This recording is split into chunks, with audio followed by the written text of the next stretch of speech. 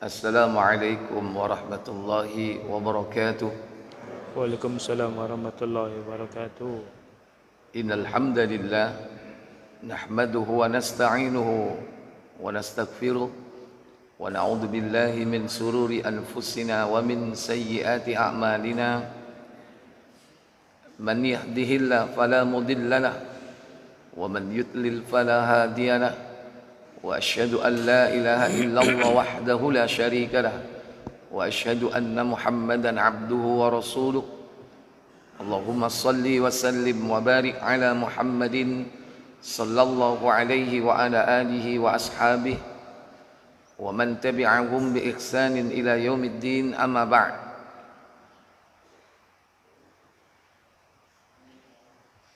Segala puji dan puja hanya untuk Rabb dan Ilah kita.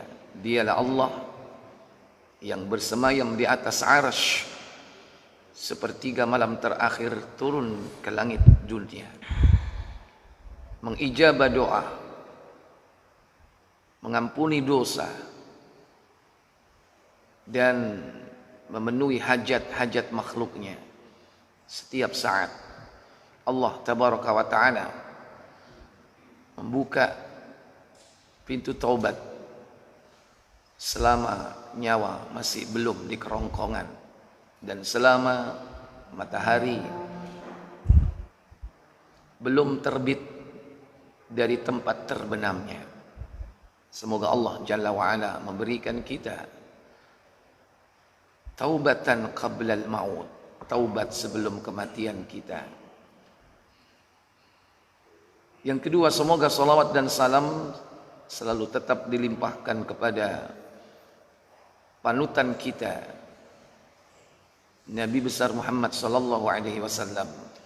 Demikian pula salawat dan salam semoga tercurah pula kepada keturunan beliau, istri-istri beliau, para sahabat beliau, dan seluruh pengikut-pengikutnya hingga tegaknya hari kiamat. Bapak Ibu, saudara-saudari sekalian yang dirahmati Allah, ini pertemuan kita setelah Ramadan.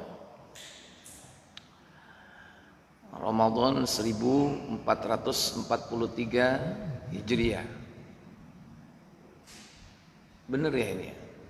Baru pertama ini ya? Baik. Saya mau tanya, tema ini sudah atau belum di sini?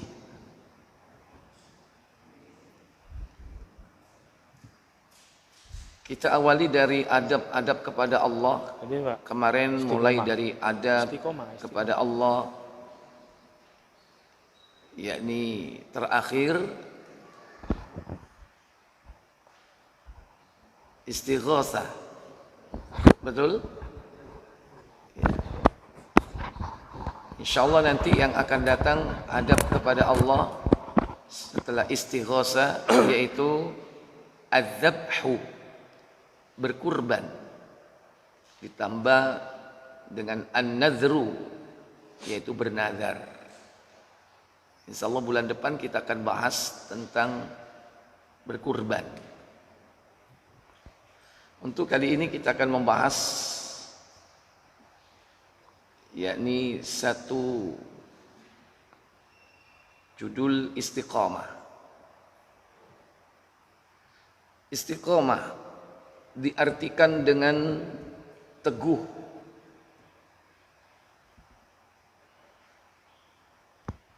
turunannya bisa kokoh, apalagi orang Jawa Barat bilang apa? Kekeh. Benar? Wong Jawa ngomong apa? Ngeyel. Kurang pas kalau ngeyel. Ya. Ya. Artinya sifat ini menunjukkan kondisi tidak berubah tidak luntur, atau tidak lentur, tapi kokoh.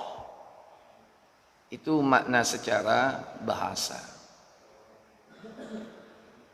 Yang dalam Al-Quran disebutkan, yaitu pada surah Fussilat, surah 41,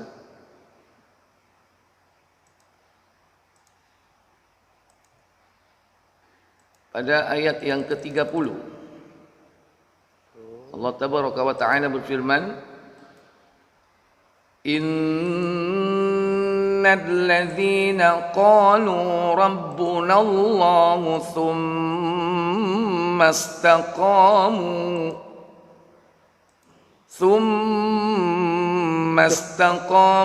tatanazzalu alaihimul malaikatu ألا تخافوا ولا تحزنوا وأبشروا بالجنة التي كنتم توعدون. Apa kata Allah? Sesungguhnya orang-orang yang mengatakan Rabb kami ialah Allah, kemudian mereka meneguhkan pendirian mereka, maka malaikat akan turun kepada mereka dengan mengatakan, janganlah kamu takut dan janganlah merasa sedih, dan gembirakanlah mereka dengan jannah yang telah dijanjikan Allah kepadamu. Innal ladzina qalu, sesungguhnya orang-orang yang mengatakan Rabbunallah, Rabb kami adalah Allah.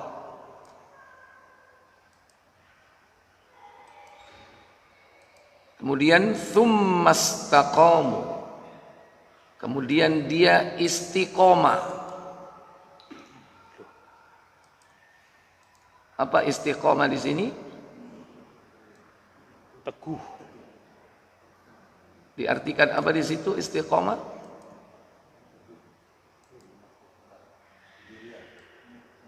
Mereka meneguhkan pendirian mereka. Teguh.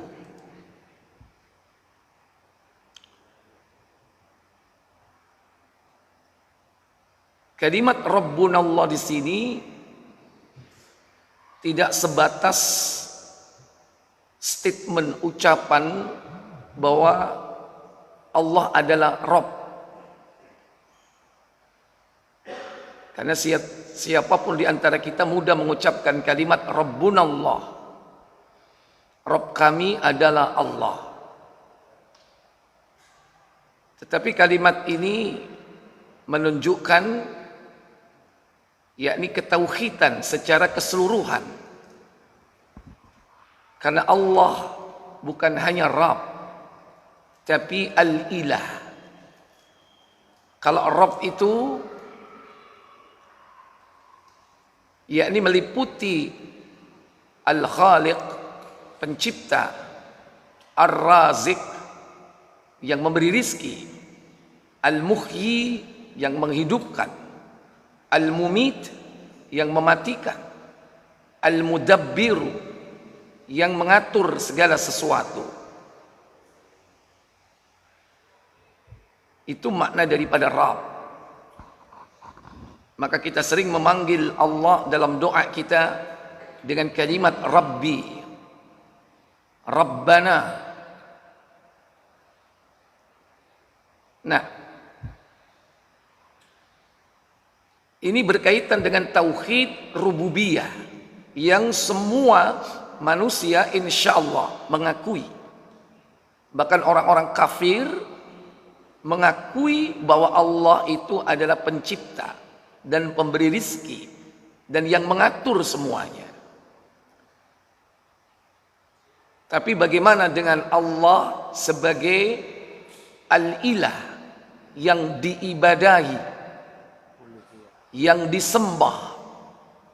Disinilah perbedaan antara muwahid dengan musyrik. Muwahid yaitu orang yang bertauhid, dengan orang yang musyrik, yang berbuat syirik. Orang-orang kafir Quraisy, mereka disebut musyrikin, padahal mereka mengakui bahwa Allah itu Rabb. Ketika ditanya siapa pemilik langit dan bumi, Allah. Siapa yang menurunkan hujan dari langit, Allah. Siapa yang memberi rizki, Allah. Mereka sangat yakin kepada rububiyah Allah. Tapi giliran mereka meminta bukan kepada Allah. Mereka berdoa bukan kepada Allah. Mereka berharap bukan kepada Allah. Mereka cinta bukan kepada Allah, tapi kepada oknum-oknum selain Allah. Mereka berdoa, meminta, bergantung kepada Latta, Uzza, Manat, Hubal. Dan itu sejak zaman Nabi Nuh sudah muncul kesyirikan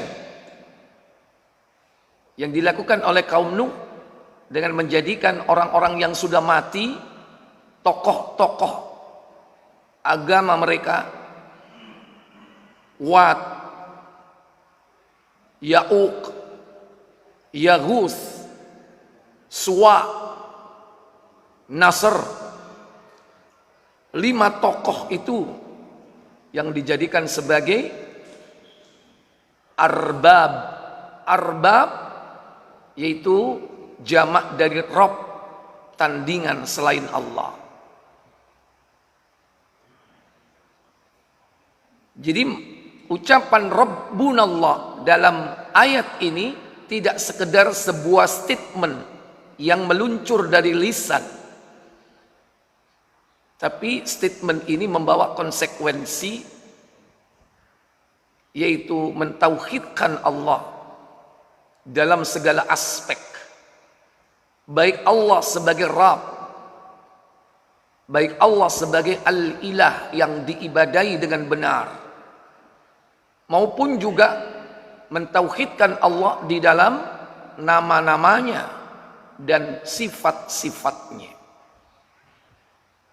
Karena Allah itu esa di dalam namanya, sekalipun namanya banyak, 99 bahkan lebih.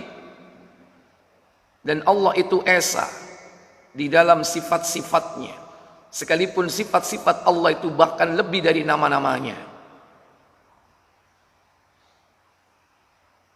Nah, setelah akidah yang benar, pemahaman yang benar tentang Allah diwujudkan dalam bentuk ibadah secara murni,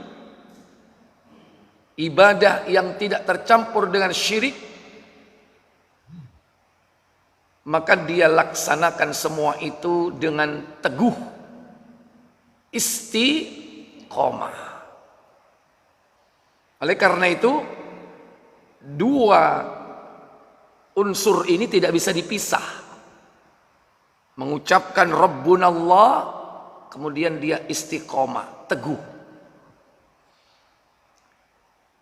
Ibnu Katsir dalam ayat ini menjelaskan tentang apa makna orang yang mengucapkan Rabbunallah dan kemudian dia istiqomah, teguh pendirian.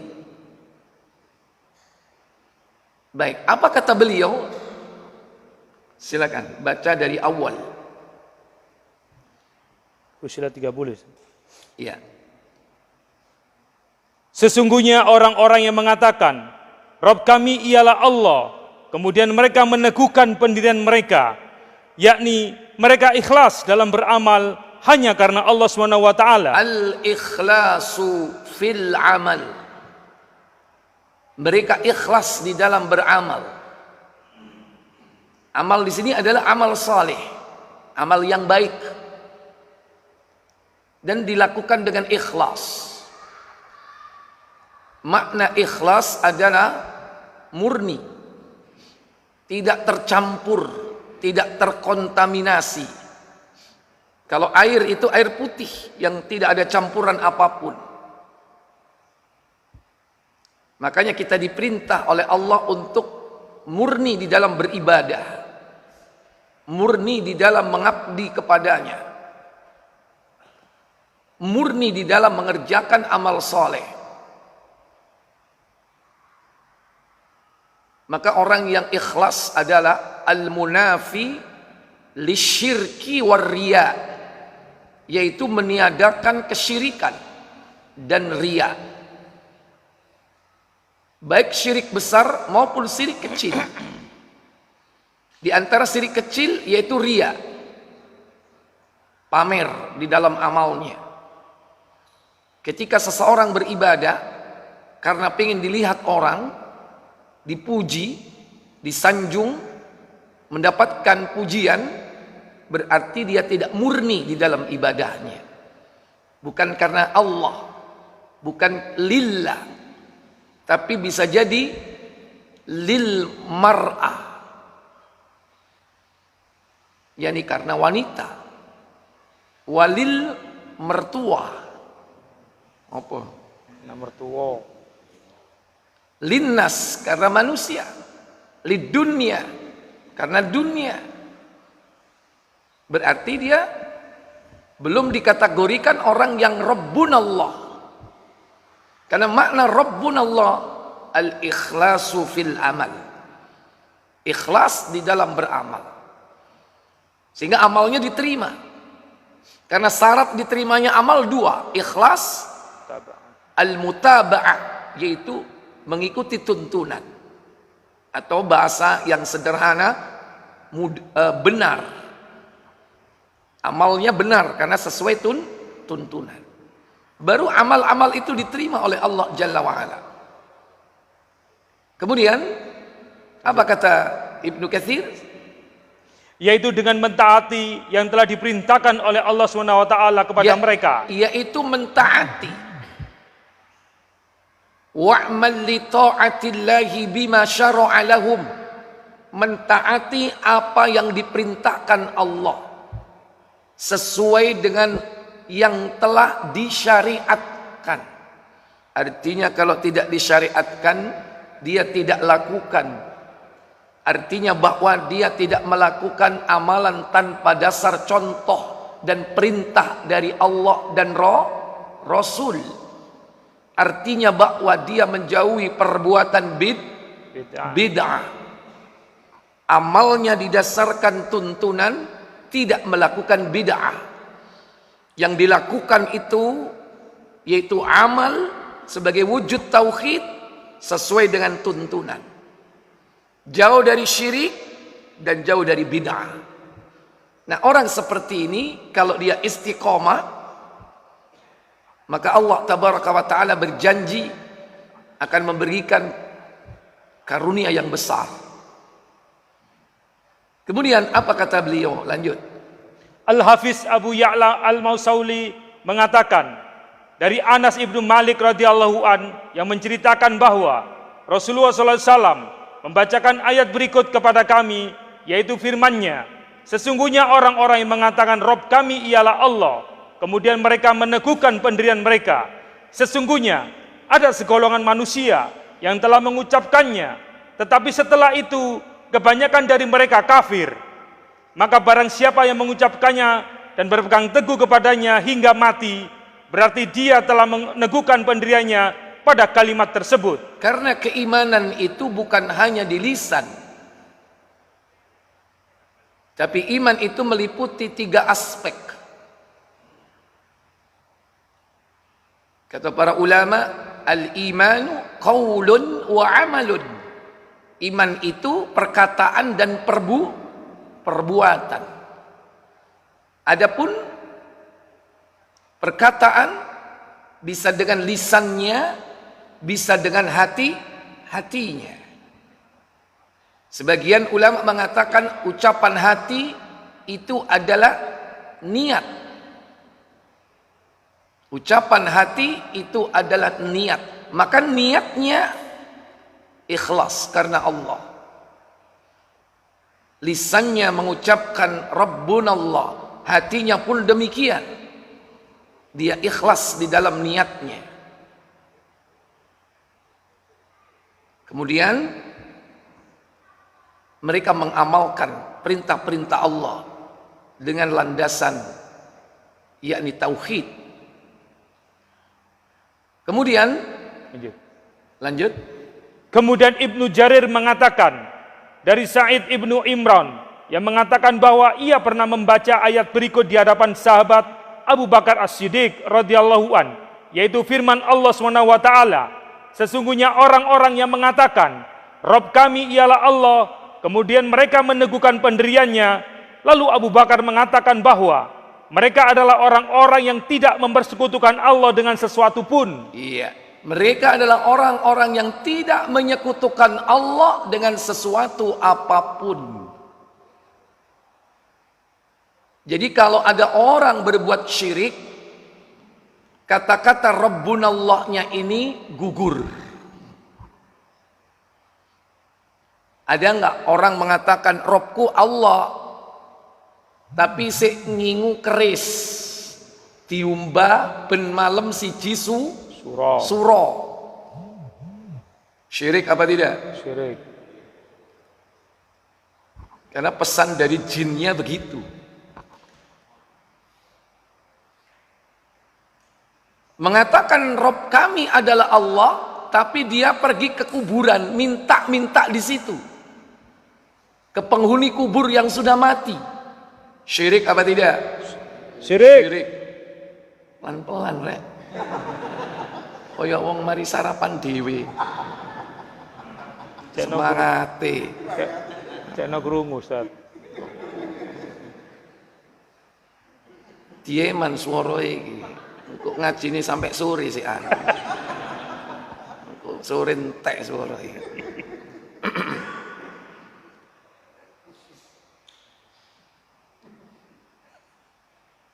Ya. Jadi bukan hanya ucapan, tapi konsekuensi dari ucapan itu adalah amalnya. Jangan sampai bertolak belakang antara ucapan dia ucapkan Rob kami adalah Allah, tapi masih berbuat syirik. Baik. Dan banyak bentuk-bentuk kesyirikan. Dari zaman ke zaman, hakikatnya sama, tapi kadang modusnya sedikit berubah. Kalau sekarang mungkin orang-orang Islam nggak ada yang nyembah patung ya, nggak ada. Tapi kalau mereka minta ke kuburan yang dianggap keramat, nah ini yang banyak terjadi. Ahli kubur itu butuh didoakan, bukan antum minta ke sana. Mintalah kepada Allah Jalla wa'ala. Doakan ahli kubur, siapapun dia. Hatta Rasul sallallahu alaihi wasallam, kau datang ke kubur beliau, ucapkan solawat atas beliau. Itu diperintahkan, disunnahkan. Baik. Kemudian lanjut. Kemudian Ibnu Jarir meriwayatkan melalui hadis Al-Aswad Ibnu Hilal yang mengatakan bahwa Abu Bakar radhiyallahu pernah mengatakan, bagaimanakah menurut kalian makna firman-Nya? Sesungguhnya orang-orang yang mengatakan Rob kami ialah Allah, kemudian mereka meneguhkan pendiriannya, maka mereka menjawab Rob kami ialah Allah, kemudian mereka meneguhkan pendiriannya dengan menghindari dari perbuatan dosa. Maka Abu Bakar radhiyallahu berkata, sesungguhnya kalian menakwilkannya bukan dengan takwil yang sebenarnya. Lalu mereka berkata, Rob kami ialah Allah, kemudian mereka meneguhkan pendiriannya, tidak menoleh kepada ilah yang lain kecuali hanya kepada Allah. Iya, tidak menoleh sedikit pun, tidak berpaling sedikit pun dari Allah tabaraka wa taala. Fokus kepada Allah. Karena dialah yang telah menciptakan kita dan memberikan rizki kepada kita. Maka Allah perintahkan kita hanya minta kepada Allah. Bahkan orang yang tidak mau minta kepada Allah, justru Allah akan marah. Man lam yas'alillah wa huwa yaghdabu alaih.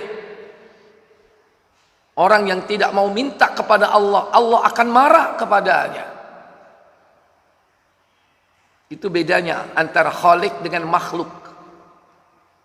Al-Khaliq kalau tidak dimintai akan marah. Kalau makhluk dimintai sekali okelah, 2 kali okelah, 3 kali, 4 kali langganan kon jaluk terus nang aku. Dia akan bosan. Tapi kalau Allah dimintai tidak akan pernah bosan. Justru kadang manusia yang bosan meminta. Innallaha la yamallu hatta tamallu. Sesungguhnya Allah itu tidak akan bosan memberi. Tetapi kalianlah yang akan bosan meminta. Maka kalau ada makhluk tidak mau meminta kepada Allah, justru Allah akan marah. Allah itu senang jika dimintai. Maka jangan berpaling ketika meminta. Hanya mintalah kepada Allah. Karena meminta itu wujud dari menggantungkan harapan hanya kepada Allah.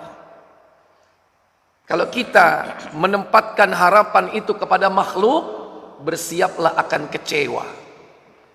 Jangan berharap kepada siapapun. Berharaplah hanya kepada Allah. Itu sudah kita bahas pada pertemuan sebelumnya tentang ibadah hati yang bernama roja. Baik. Jadi ketika ada sahabat yang mengatakan bahwa orang yang mengatakan Rabbunallah kemudian dia istiqomah, yaitu orang yang menjauhi perbuatan dosa, itu terlalu luas maknanya, takwilnya. Maka dibantah oleh Abu Bakar. Maksud kalimat ini adalah mereka yang tidak berpaling, yakni dari Allah. Nah, wujud dari tidak berpaling itu konsekuensinya adalah tentu tidak durhaka kepada Allah dengan melakukan perbuatan maksiat, yang itu membawa konsekuensi dosa. Baik, lanjut. Ibnu Abu Hatim mengatakan dari Ikrimah yang menceritakan bahwa Ibnu Abbas pernah ditanya mengenai suatu ayat di dalam kitabullah yang paling ringan. Maka Ibnu Abbas membaca firman-Nya, sesungguhnya orang-orang yang mengatakan Rabb kami ialah Allah, kemudian mereka meneguhkan pendiriannya dalam bersaksi bahwa tiada ilah yang wajib disembah selain Allah.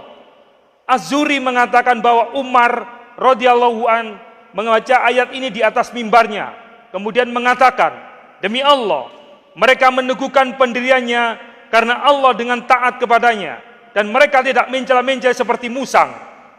Apa? Masa gitu kalimatnya? Iya. Tidak mencela, menceli. Bahasa apa ya? Tidak tahu. Bahasa tafsir.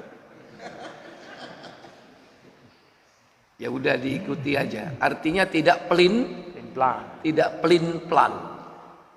Teguh. Tidak kesono, kesini. Ada di karang nggak oleh. Ya. Tidak pelin-pelan, lurus. Kemudian lanjut. Ali ibnu Abu Talha telah meriwayatkan dari Ibnu Abbas radhiyallahu anhuma sehubungan dengan makna firman-Nya, sesungguhnya orang-orang yang mengatakan Rabb kami ialah Allah, kemudian mereka meneguhkan pendiriannya dalam menunaikan hal-hal yang difardukan olehnya. Iya, terutama Bapak Ibu Saudara sekalian, istiqomah itu dalam perkara-perkara fardiyah, perkara-perkara yang wajib. Ya, sholat 5 waktu istiqomah. Berpuasa Ramadan istiqomah. Demikian pula ibadah-ibadah wajib yang lainnya. Berbakti kepada orang tua istiqomah. Taat kepada suami istiqomah. Ojo nek ono duwe tok Istiqomah. ya. Ada uang, Istiqomah. kalau nggak ada uang Minggato. istri koma. Kalau ada uang istiqomah, teguh. Tapi nggak ada uang, istri koma. kongkon meneng ae. Kan kayak wong koma. Istiqomah dalam amal saleh, terutama yang wajib bagi anak kepada orang tua adalah berbakti, bagi istri kepada orang tua adalah kepada ibu kepada suaminya adalah taat dalam hal-hal yang ma'ruf. Demikian pula kewajiban-kewajiban yang lain. Baik, kemudian Hal yang sama telah dikatakan oleh Qatadah. Qatadah mengatakan bahwa Al-Hasan selalu mengatakan dalam doanya. apa doa Al-Hasan? Yang dimaksud Al-Hasan di sini yakni seorang tabi'in yang bernama Al-Hasan Al-Basri. Dia berdoa setiap saat minta kepada Allah supaya istiqomah. Apa katanya? Ya Allah, Engkau adalah Rabb kami, maka berilah kami istiqomah, yaitu keteguhan dalam pendirian. Ya, inilah permintaan Al-Hasan Al-Basri. Dia mengatakan dalam doanya, Allahumma, wahai Allah, Rabbana, Engkau adalah Rabb kami. Sesuai dengan ayat ini, Rabbana, Engkau adalah Rabb kami. Urzuqna, berilah kami rizki. Al-istiqamah, yaitu istiqamah. Jadi istiqamah itu termasuk di antara karunia Allah Jalla wa'ala yang harus diminta. Atau bisa diucapkan Allahumma rzuqna bil istiqamah. Wahai Allah, beri aku rizki istiqamah. Kemudian Abul Aliyah mengatakan, sehubungan dengan makna firman-Nya, kemudian mereka meneguhkan pendiriannya, yakni mengikhlaskan ketaatan dan beramal karena Allah Subhanahu wa taala. Lanjut. Imam Ahmad mengatakan dari Abdullah ibnu Sofyan dari ayahnya bahwa seorang lelaki berkata, wahai Rasulullah, perintahkanlah kepadaku suatu perintah dalam Islam yang kelak aku tidak akan bertanya lagi kepada seorang pun sesudahmu. Rasulullah SAW bersabda, apa kata Rasulullah SAW kepada orang ini? Katakanlah, Rabbku ialah Allah. Kemudian teguhkanlah pendirianmu. Iya, itu yang diucapkan oleh Nabi. Qul Rabbi Allah, thumma istaqim. Katakan Rabbku Allah, kemudian teguhlah pendirian. Tentu bukan hanya ucapan, karena kalimat yang diucapkan Rabbku Allah itu konsekuensinya banyak. Karena iman itu termasuk amal perbuatannya. Kemudian lanjut. Kemudian lelaki itu bertanya, lalu apakah yang harus kupelihara? Apa yang harus dipelihara? Kemudian Nabi mewasiatkan apa itu? Rasulullah SAW mengisyaratkan ke arah lisannya. Ke arah lisannya. Apa itu? Lidah. Lidah. Apa kata beliau? Yaitu menjaga mulut atau lidah. Bingung ya? Lidah saja. Iya, Nggak pakai mulut. Ya. Di sini Beliau mulut. mengarahkan kepada lisannya. Yakni apa? Ya kuful lisan. Menjaga lidah. Menjaga lidah. Kenapa? Orang itu bisa syirik hanya karena lidahnya saja. Tidak terkontrol. Dia ucapkan kalimat-kalimat yang akhirnya dia telah berbuat syirik. Contoh dia berdoa. Contoh dia berzikir. Kadang di samping minta kepada Allah, berzikir kepada Allah, dia ucapkan doa dan zikir yang tidak jelas. Kadang ada zikir-zikir itu dicampur dengan kalimat-kalimat yang ternyata di situ ada kalimat-kalimat kesyirikan. Kadang nggak tahu. Maka berhati-hati dalam mengamalkan doa dan zikir. Karena bisa jadi Bapak Ibu di situ dicampur dengan kalimat-kalimat kesyirikan. Maka selamat apabila kita mencukupkan diri dengan zikir-zikir dari Nabi, doa-doa dari Nabi, yakni ma'thur yang memang dituntunkan oleh Nabi Shallallahu Alaihi Wasallam. Maka kalau zikir dan doa itu dalam bahasa Arab sebaiknya tanya kepada orang yang mengerti tentang apa isi dari zikir dan doa itu. Karena kadang ada wirid-wirid dicampur antara Asmaul Husna dengan nama-nama jin. Dan itu dibaca. Dipikir itu Asmaul Husna, padahal tidak ada. Baik. Dengan lisan ini orang bisa tergelincir masuk kepada apa? Syirik. Baik syirik besar ataupun syirik kecil. Syirik kecil contohnya dia bersumpah. Sumpah menyebut nama selain Allah. Sambar geledek. Sambar tenan. Sumprit. Ya. Atau demi bapak dan ibuku. Demi langit dan bumi. Syirik. Walaupun tidak mengeluarkan pelakunya dari Islam. Karena itu termasuk syirkul asghar, syirik kecil. Tapi ingat, sekalipun syirik kecil, dia termasuk al-kabair, dosa besar. Yang dosa besar itu harus tentu ditobati. Baik, lanjut. Imam Ahmad mengatakan dari Sofyan ibnu Abdullah As-Saqafi yang menceritakan bahwa ia pernah bertanya, "Wahai Rasulullah, sebutkanlah suatu perkara kepadaku yang kelak akan kujadikan pegangan." Rasulullah SAW menjawab, "Katakanlah, Robku ialah Allah." Kemudian teguhkanlah pendirianmu. Kemudian aku bertanya, "Wahai Rasulullah, apakah yang engkau sangat khawatirkan terhadap diriku?" Maka Rasulullah SAW memegang ujung lisannya dan bersabda, "Ini," yaitu lidahnya. Hadza, ini. Dipegang lisan lidah beliau. Maka turunan dari orang yang tidak mampu memelihara dan menjaga lisannya bisa jadi bukan hanya syirik saja. Dia bisa melakukan kekufuran. Dia bisa melakukan kemunafikan karena mencela agama.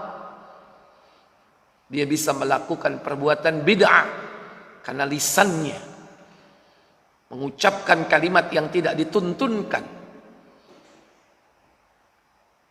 Bahkan dengan lisan itu dia bisa berbuat dosa-dosa besar yang termasuk al-kabair, yaitu ghibah, namimah, menggunjing, menfitnah, mencaci maki.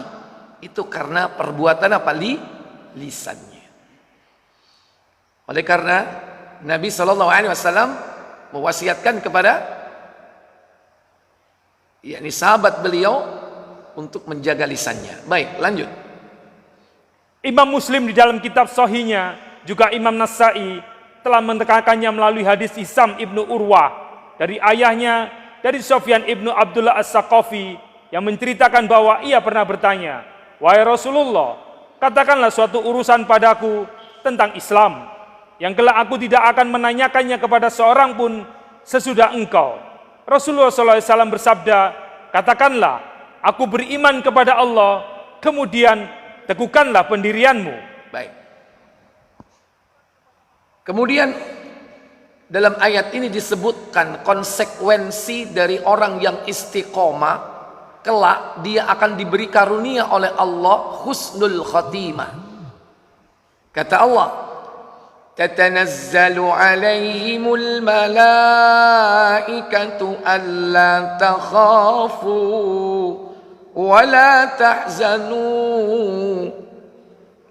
maka malaikat akan turun kepada mereka. Apa yang dimaksud malaikat turun di sini? Orang yang teguh pendiriannya dalam akidah yang lurus dan amal saleh yang dilakukan sampai menjelang ajalnya, maka malaikat akan turun. Kapan itu? Silakan baca tafsirnya. Mujahid As-Sa'di, Zaid ibnu Aslam dan anaknya mengatakan bahwa yang dimaksud ia Sebut malaikat di sini berarti jamak.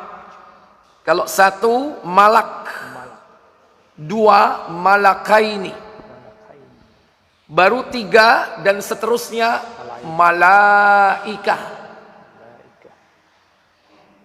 Kalau Allah menyebutnya di sini tatanazzalu alaihimul malaikah, berarti minimal berapa? Minimal berapa yang turun malaikat? Tiga. Siapa tiga malaikat itu? Pertama, malakul maut.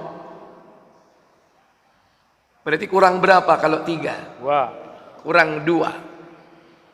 Pertama, malakul maut. Kata Allah dalam surah As-Sajadah 11. yaitu pada ayat 11.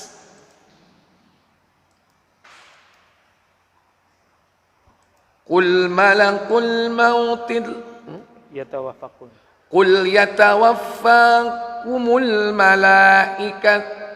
malakul mautil ladzi wukkila bikum. Tsumma ila rabbikum. Ya. Qul yatawaffakum malakul mautil ladzi wukkila bikum. Tsumma ila rabbikum turja'un. Apa kata Allah? Katakanlah Muhammad, malaikat maut yang diserai untuk menyabut nyawamu akan mematikanmu. Kemudian hanya kepada Rabb-Mu lah kamu akan dikembalikan. Ya. Katakan Muhammad, yatawaffakum malakul mauti. Malaikat maut yang diserai untuk apa? Mencabut Nyawamu. nyawa. Di sini disebut dengan malak. Berapa malak di sini? Lebih dari 3. Hah? Tunggal atau jamak? Malak.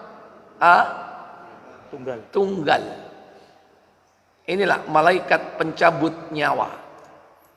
Namanya malakul maut. Bukan Israel. Bukan Israel. Karena tidak ada di dalam Islam. Mungkin itu dari kisah-kisah Israiliyat. Dari tetangga sebelah. Tapi kita sudah kadung menancap yang nyabut nyawa Israel. Padahal Al-Quran menyebutnya cukup dengan kalimat apa? Malakul maut. Satu. Nah, yang kedua dan yang ketiga berarti dua malaikat. Siapa dua malaikat ini? Yang bertugas menerima ruh setelah dicabut oleh malakul maut. Dialah yang membawa ruh itu naik ke langit. Buka Muslim 2448.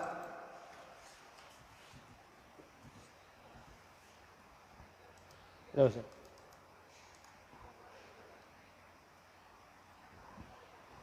Ya, silakan. Judulnya Ruh Harum dan Ruh Busuk. Silakan. Dari Abu Hurairah radhiyallahu an, ia berkata, apabila ruh orang-orang mukmin keluar dari tubuhnya, dua orang malaikat menyambutnya dan menaikkannya ke langit. Nah, berapa orang malaikat di situ? Dua orang malaikat. Apabila ruh orang-orang mukmin keluar dari tubuhnya,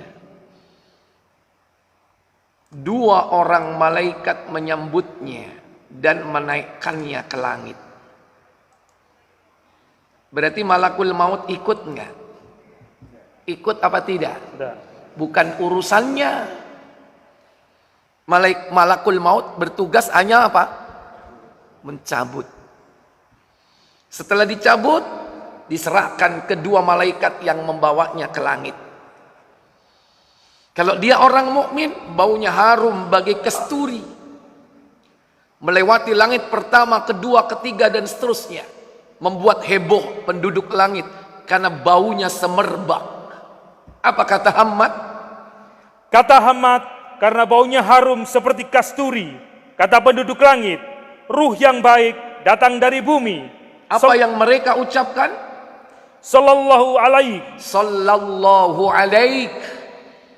Para malaikat itu bersolawat kepada ruh itu. Yang artinya, semoga Allah melimpahkan kebahagiaan kepadamu dan kepada tubuh tempat engkau bersemayam. maka doa solawat itu mengenai ruh dan jasadnya.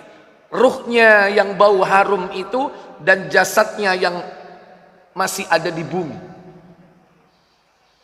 Kemudian dibawa kemana? Lalu ruh itu dibawa ke hadapan Rabb-Nya Azza wa Jalla. Kemudian Allah berfirman, bawalah dia ke Sidratul Muntaha dan biarkan di sana hingga hari kiamat. Inilah ruh orang mukmin, ditempatkan di tempat yang tinggi, di atas langit ketujuh, yang bernama Sidratul Muntaha, tempat Nabi menerima perintah solat fardu 5 waktu. Tempat yang indah, yang Nabi pernah mengatakan, aku tidak sanggup membayangkan keindahannya, penuh dengan warna-warni yang selalu berubah-ubah. Kira-kira kalau ruh sudah di sana, pengen balik nang buduran nggak? Halo? Moh. Hah? Balik apa tidak? Dah. Lapo nang buduran. Sumpah. Delok wonge sumpah. Oleh karena itu jangan ditunggu ruh itu pulang. Karena masih ada di antara kita menganggap bahwa ruh itu pulang setiap malam Jumat. Itu keyakinan batil. Itu i'tiqad yang sesat. Kalau ada yang menganggap ruh itu pulang, karena kalau sudah ditempatkan di tempat yang nikmat, gak akan pernah balik. Karena Allah katakan, biarkan di sana ila yaumil qiyamah, sampai hari kiamat. Gak ono ruh belakra itu.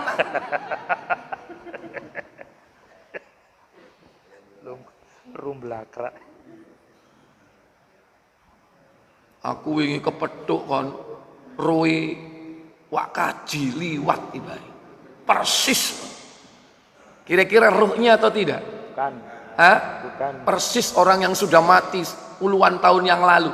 Itu bukan ruh dia.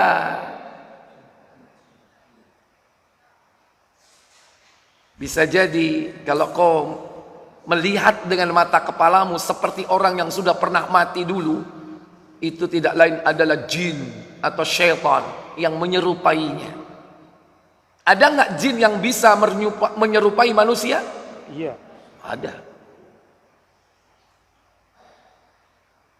Ikhwatal iman, a'azzani Allah wa iyyakum. Demikian pula ruh-ruh jahat. Lanjut, kata Abu Hurairah.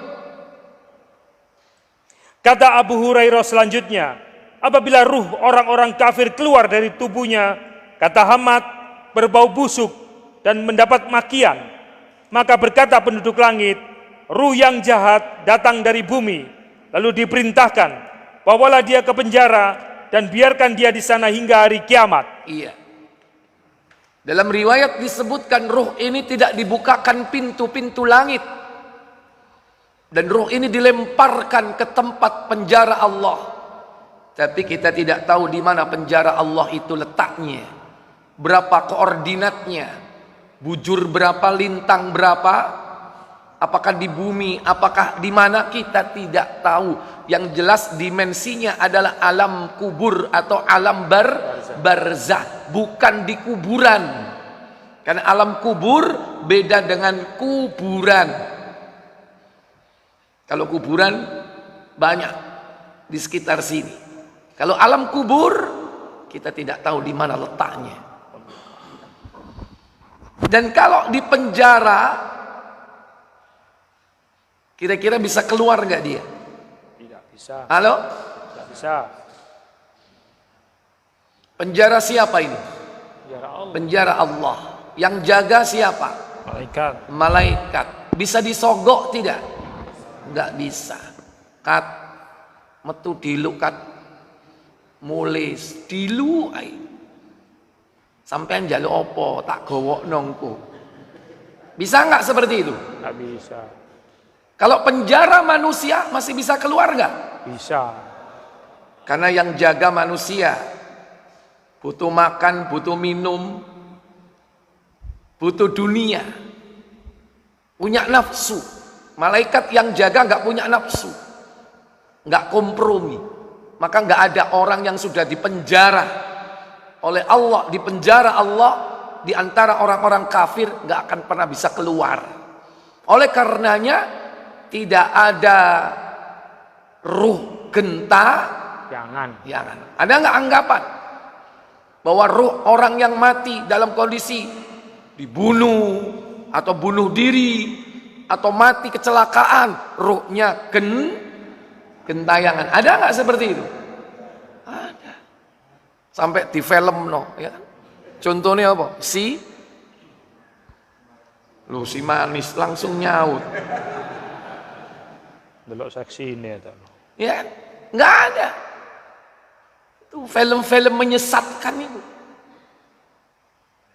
Ruh gentayangan nggak ada dalam Islam. Makanya kalau ada rumah bekas pembunuhan atau bekas bunuh diri, kan dianggap di situ kan ruhnya masih Ada. penasaran katanya ruhnya. Malam-malam ada orang teriak-teriak di situ seperti orang yang ya kesakitan misalnya. Itu ruhnya apa jin? Jin godo menungso. Makanya kalau ada rumah seperti itu biasanya harganya naik apa turun? Turun. Bukan turun, anjlok. Makanya kalau ada yang seperti itu langsung tegepen.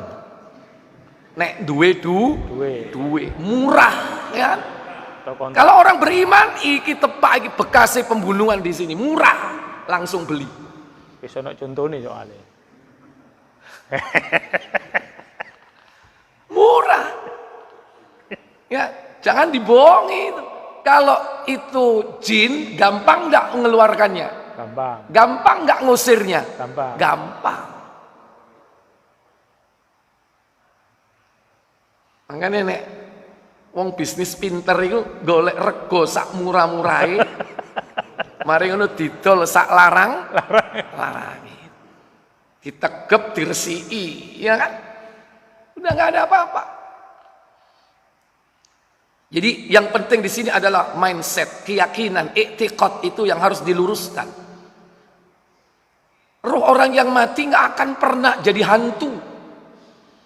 Nggak ada istilah gentayangan, nggak ada.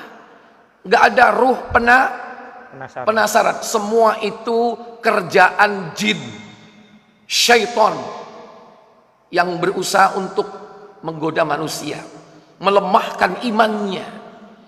Nah kita ini khalifah di muka bumi ini, jangan dilemahkan sama mereka. Kadang karena saking lemah imannya, lo nang jedeng iki lo gak wani. Ma ternoma. Sing lanang jaluk tersing wedok yo opo.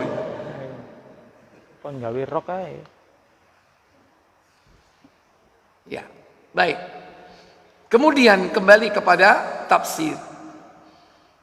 Maka malaikat akan turun kepadanya saat kematiannya. Apa yang dikatakan oleh malaikat? Lanjut. Dari mana? Kembali ke Fussilat 41:30. Mujahid, Ikrimah dan Zaid ibnu Aslam mengatakan bahwa makna yang dimaksud ialah janganlah kamu takut dalam menghadapi kehidupan masa mendatang di akhirat. Ya, itulah yang dimaksud kalimat jangan kau takut, yaitu takut dari perkara akhirat, Bapak Ibu. Karena perkara akhirat ini yang akan dihadapi dan perjalanannya lebih panjang dari kehidupan dunia ini. Yaumul Ba'ats, hari kebangkitan. Yaumul Mahsyar, hari dikumpulkan. Yaumul Hisab, hari diperhitungkan amalnya. Yaumul Mizan, hari ditimbang baik buruk. Yaumul Haud, hari ketika Nabi menunggu di telaga. Dan kaum muslimin akan mendatangi telaga masing-masing para rasul.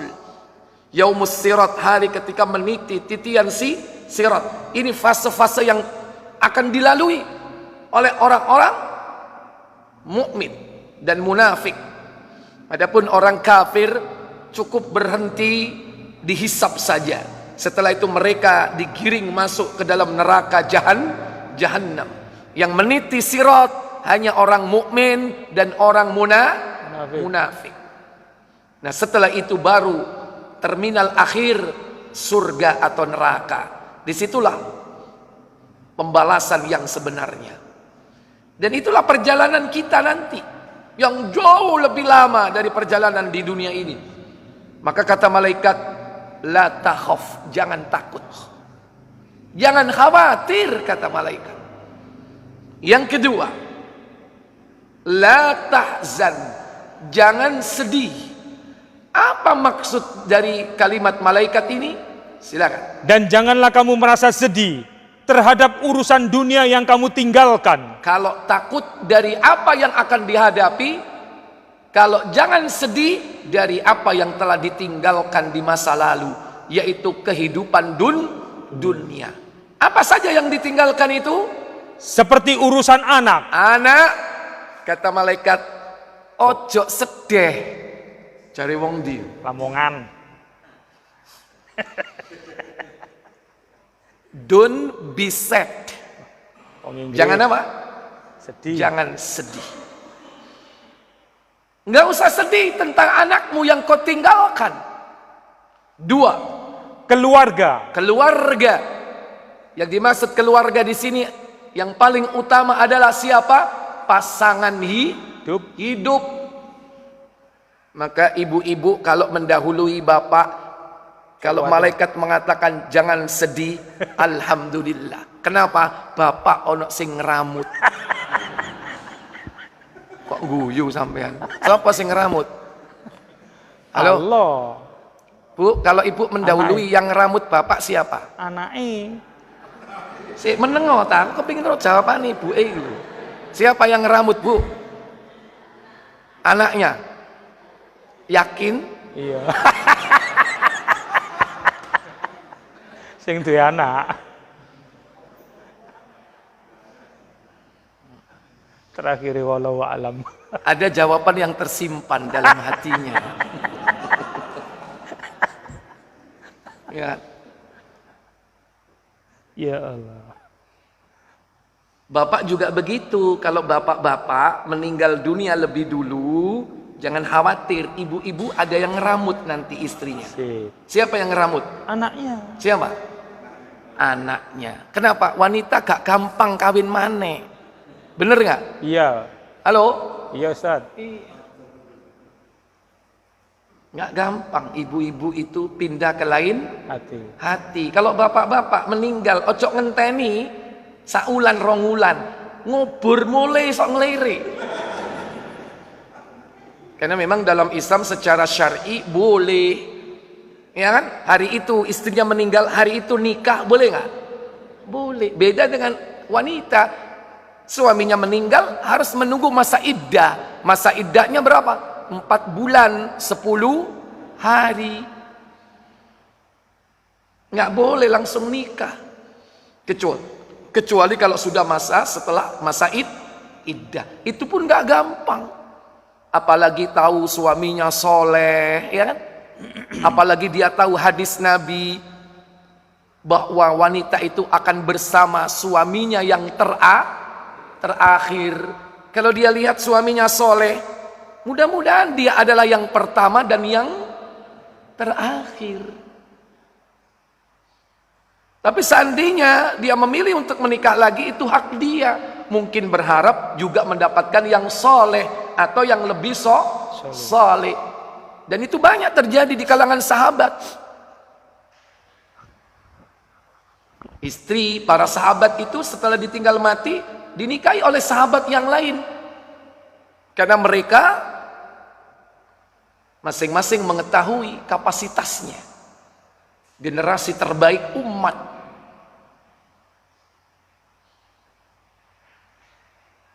Wallahu a'lam. Tapi yang jelas bukan perkara menikah atau tidak menikah setelah kematian pasangan kita. Yang terpenting kita dapat predikat ini enggak, itu yang penting. Kalau malaikat sudah mengatakan la takhaf la tahzan, jangan takut, jangan sedih, orang sudah enggak mikir lagi. Bah rabi-rabi yo, sing penting aku husnul Khotimah. halo, Husnul khotimah. husnul khotimah. Lebih utama mana, Pak? Halo? Husnul khotimah. Lebih utama husnul khotimah atau kekhawatiran terhadap apa yang telah kita tinggalkan? Husnul khotimah. Justru kalau husnul khotimah itu bisa menyelesaikan semuanya. Kata malaikat, jangan sedih terhadap anakmu, keluargamu. Yang ketiga, Harta benda harta bendamu yang kau tinggalkan. Bahkan yang keempat, dan utang. dan hutang piutang yang kau tinggalkan. Apa kata malaikat? Karena sesungguhnya kami akan menggantikanmu dalam mengurusnya. Aku akan menggantikan hal itu. Aku akan selesaikan semua itu. Termasuk utangnya diselesaikan. Yang penting di sini apa? Husnul Husnul khotimah. khatimah. Diselesaikan utangnya, Pak. Makanya kalau orang mukmin itu ngerti dengan perjalanan hidupnya seperti ini, maka orang mukmin itu nggak perlu ikut asu. Rasi. Iku ono lanjutane rek, ojo dindekno nang kono. Nggak perlu melo Ransi. asuransi. Kalau mati nanti di cover hutangnya, nggak perlu. Apalagi asuransi itu syarat dengan Riba. riba. Bukan hanya riba, juga al-maisir, untung-untungan. Juga ghoror, akadnya nggak jelas. Nggak perlu. Persiapkan diri untuk menghadapi kematian yang baik. Urusan setelah itu Allah akan yang menyelesaikan. Kalau seandainya dia punya hutang, Allah akan gerakkan manusia-manusia yang hidup di muka bumi ini untuk menyelesaikan. Mungkin anaknya diberi kemampuan untuk menyelesaikan hutang orang tuanya. Kalau tidak anaknya, mungkin temannya. Koncoku iki sakno rek. Biyen berjasa, aku utang budi. Tahu nyelangi duwe aku, gawe bisnis, gawe modal, saiki sukses. Jari wingi mati duwe utang 1 miliar, wis tak tutupi. Siapa yang menggerakkan seperti itu? Allah. Kalau tidak orang lain, mungkin orang yang dihutangi apa? Dilembutkan hatinya. Sak norek koncoku iki utange akeh. Utang nang aku gurung isok nyaur, tapi wonge masya Allah wis tak ikhlasno ae utangi. Padahal utangi 2 mil.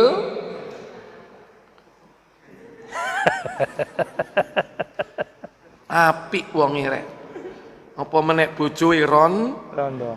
Ayu bisa. Apa menek? Nek tujuane ngono mbuh menek, ya kan? Kan boleh-boleh saja. Ya kan? Tapi yang penting urusannya selesai enggak? Selesai. Karena kalau dia seandainya masuk surga, dia akan tertahan dengan apanya? Hutang. Dengan hutangnya dia tertahan. Gede ini laler. Banyak cara, 1001 macam cara Allah menyelesaikannya. Dan persiapkan diri untuk itu. Makanya sukses terbesar yang diraih seorang mukmin mati husnul khatimah. Apalagi yang ketiga, wa abshiru bil jannah allati kuntum tu'adun. Apa katanya? Dan bergembiralah kamu dengan memperoleh surga yang telah dijanjikan Allah kepadamu. Terus, Para malaikat menyampaikan berita gembira kepada mereka akan lenyapnya semua keburukan dan akan memperoleh semua kebaikan. seluruh penderitaan yang dialami semasa hidup tertebus dengan kabar gembira ini. Hilang semuanya. Sungguh pun dia hidup menderita.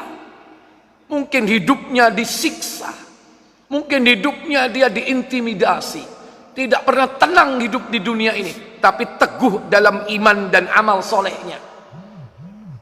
Mungkin dia hidup sengsara. Dalam kemelaratan dan kemiskinan. Tapi begitu dapat kabar gembira dari malaikat. Bergembiralah kau dengan surga. Kira-kira senang enggak orang ini? Luar biasa. Wah, Kiai. Langsung tampak pada raut wajahnya. Dia mendapatkan berita gembira akan beroleh apa? Surga. Surga. Inilah kesuksesan hakiki. Maka sukses yang kita raih sekarang itu semu. Bisa jadi sukses dunia yang kita dapatkan hari ini tidak mengantarkan kita kepada husnul khotimah. Bisa jadi kebalikannya. Kesuksesan dunia yang diraih dengan kemaksiatan dan kedurhakaan kepada Allah justru mengantarkan kepada su'ul khatimah. Mending cari wong gak sukses. Banyak orang meremehkan, memandang sebelah mata hidup orang itu. Tapi dia sukses ketika keluar dari dunia ini, mendapatkan berita gembira dari malaikat. La takhaf wala tahzan wa abshiru bil jannah. Bapak Ibu saudara sekalian, inilah manfaat apa? Istiqomah. Berikutnya yaitu apa saja yang dapat kita lakukan agar kita bisa istiqomah. Karena waktu yang tidak memungkinkan, saya cukupkan sampai di sini. Saya harus ngantarkan anak sekolah. Oke? Baik. Saya buka pertanyaan saja, silakan. Monggo, satu, silakan Pak.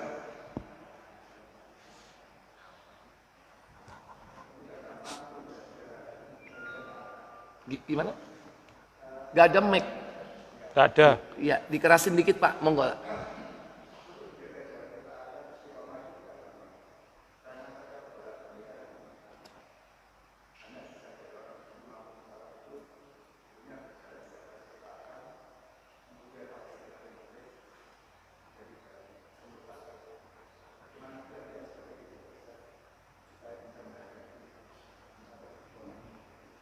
Ya.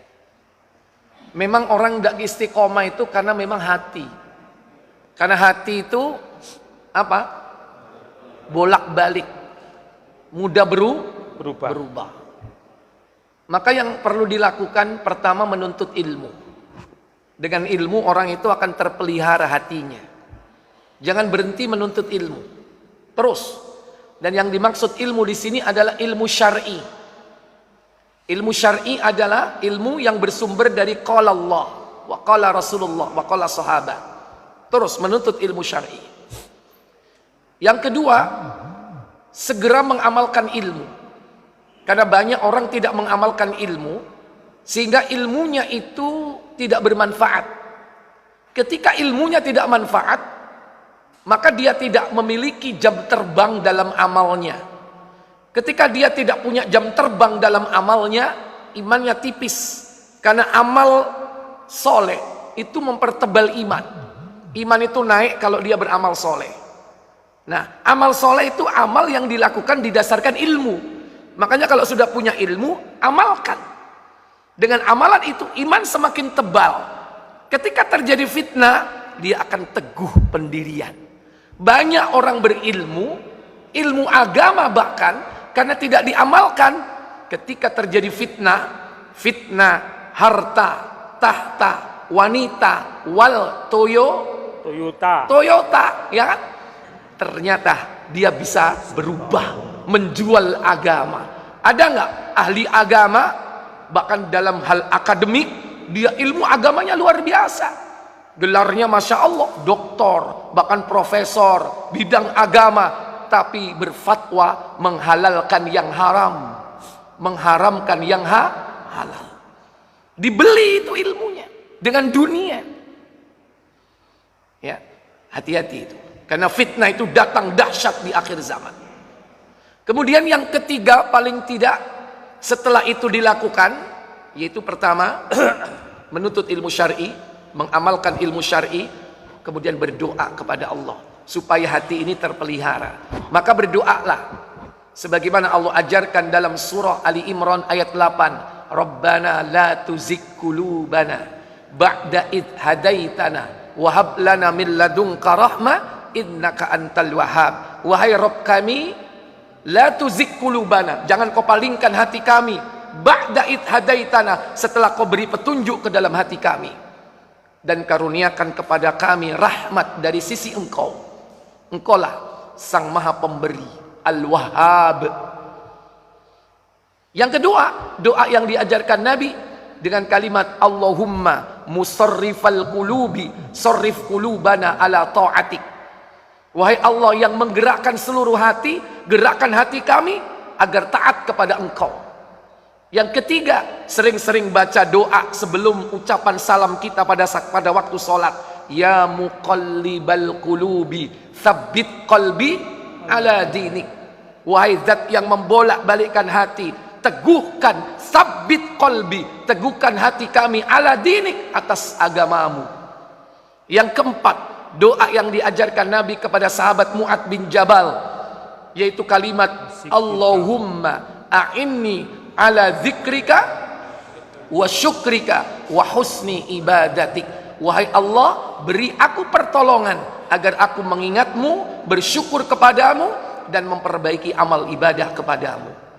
Nah itu kiat-kiatnya, paling tidak ada 3. Kalau perlu dikembangkan, yang ketiga, yang keempat apa? Kumbulo wong sing apik. Wong iku kadang berubah gara-gara duwe kanca bejat. Nah itu banyak terjadi. Alim, ya, soleh bergaul dengan orang jahat, bukan jadi soleh, tambah toleh. Kalau sudah toleh, toleh, bingung. Baik, saya pikir cukup. Subhanakallahumma wa bihamdik, asyhadu an la ilaha illa anta, astaghfiruka wa atubu ilaik. Wassalamualaikum warahmatullahi wabarakatuh. Waalaikumsalam warahmatullahi wabarakatuh.